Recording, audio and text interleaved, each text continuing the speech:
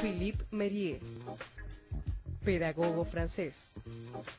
Se ha desempeñado como docente y director del Instituto de Ciencias y Prácticas de Educación y Formación de la Universidad Biomer-Lyon. Participó en la creación de institutos universitarios de formación de maestros y dirigió el Instituto Nacional de Investigación Pedagógica francés. Fue jefe de redacción de la prestigiosa publicación educativa Cahiers Pédagogiques. Se dedicó a estudiar el lugar del sujeto en los procesos educativos, especialmente la vinculación entre ética y pedagogía. Les agradezco haberme invitado, le agradezco al Observatorio de Violencia en la Escuela y bueno, lamento no poder hablar el castellano. Bueno, el problema es que pienso que hablaría el castellano en forma muy aproximativa. Le agradezco a la traductora que me traduce siempre de manera admirable. Les voy a presentar el estado de mi trabajo y mi investigación sobre el tema de la violencia en el medio escolar que llevamos adelante desde hace 5 años la Universidad de Lyon, a la que pertenezco, y algunas otras universidades como la Paris 10 de Nanterre y otras universidades de Europa y de España y de Italia, que trabajan la cuestión de la violencia escolar en un terreno que nosotros conocemos poco, que son las violencias entre alumnos, no siempre forzosamente identificadas por los docentes. De manera general, querría recordarles que formo parte de la generación que creyó durante cierto tiempo, no demasiado, que la cultura, la civilización y el conocimiento podían liberar al hombre de la violencia. Hoy sabemos, por experiencias desgraciadas del siglo XX, que cualquier sea el grado de instrucción y elevación intelectual de los individuos, la violencia siempre está y nunca vamos a poder erradicarla totalmente. Al respecto, el trabajo que tenemos que hacer es más bien un trabajo de reflexión sobre el origen de esta violencia, pero también sobre la forma como hacerla constructiva, de la forma de acompañarla pedagógicamente para que no sea destructiva y no ponga en dificultad el funcionamiento de la institución escolar. No les voy a infligir una definición académica, pero como definición de trabajo consideraría que podemos llamar violencia a todo acto que atente a la integridad física o psicológica de un sujeto. Física o psicológica, la segunda palabra no es anecdótica, las hay, las violencias que van contra la integridad psicológica, las humillaciones, por ejemplo, que son obra a veces de la institución escolar misma, aun cuando esta institución esté luchando contra otras violencias, en particular las violencias físicas. Querría proponerles 4 series de observaciones. La primera y muy rápida es la relación entre violencia social y violencia escolar. Una segunda serie, más bien general, donde voy a evocar la posición que puede adoptar la escuela ante la violencia. Una tercera serie más pedagógica, donde voy a tratar de lo que llamo una pedagogía para metabolizar la violencia, una palabra que yo saco de la biología, el metabolismo como transformación positiva de la violencia en algo que no sea violencia destructiva. Y en cuarto lugar, voy a evocar los trabajos y resultados de los trabajos realizados por nosotros en cuanto a la disminución de hechos violentos dentro de las escuelas. Primera serie de observaciones de la violencia escolar.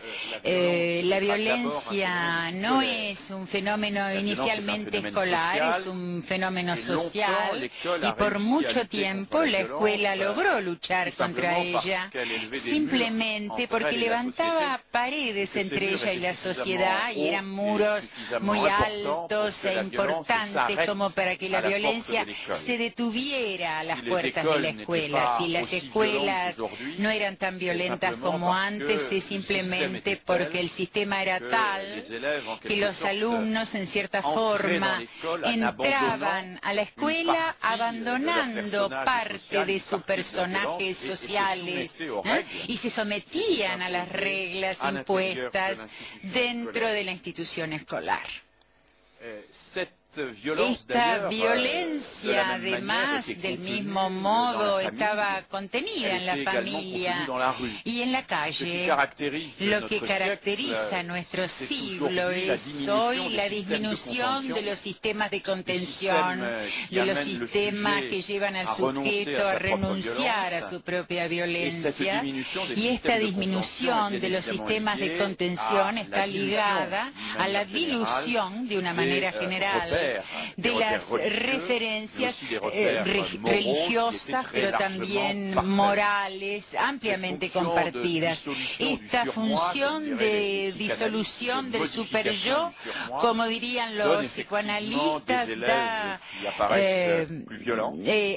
estos alumnos que parecen más violentos, pero en una forma más precisa, la naturaleza de esa violencia cuantitativa y cualitativamente a nivel mundial.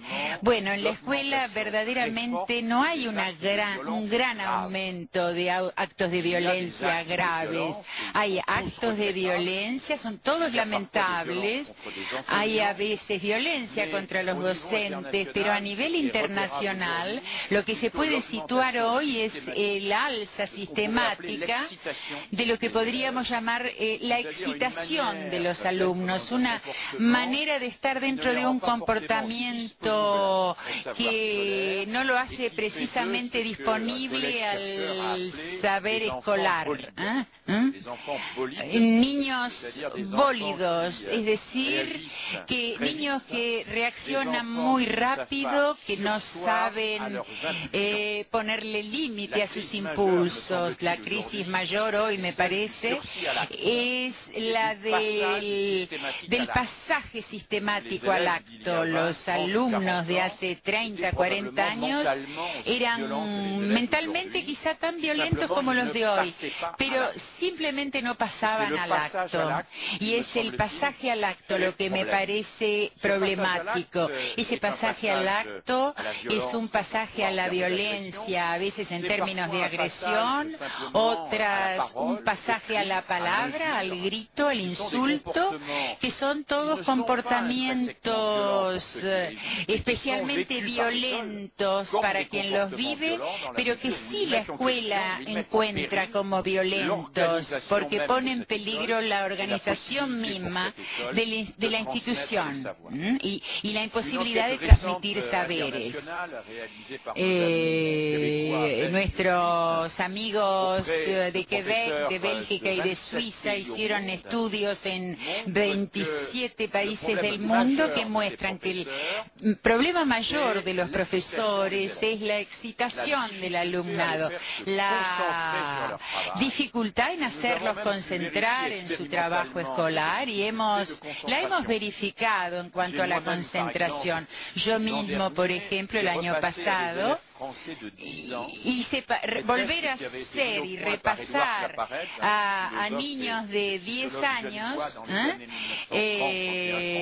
textos que son relativamente simples, con ejercicios de construcción o con rompecabezas. En el año 32 un chico podía tener 15 minutos de atención de trabajo focalizado sobre un objeto, y hoy lo que obtenemos es un máximo de atención de 4 a 5 minutos, lo cual significa que la capacidad de atención de los alumnos ha disminuido considerablemente. No es que sean menos inteligentes, tampoco son menos capaces de pensar, pero están en un estado de excitación permanente que está quizá ligado a nuestra forma de vida, a la televisión, al uso en la televisión de la cantidad de canales que hacen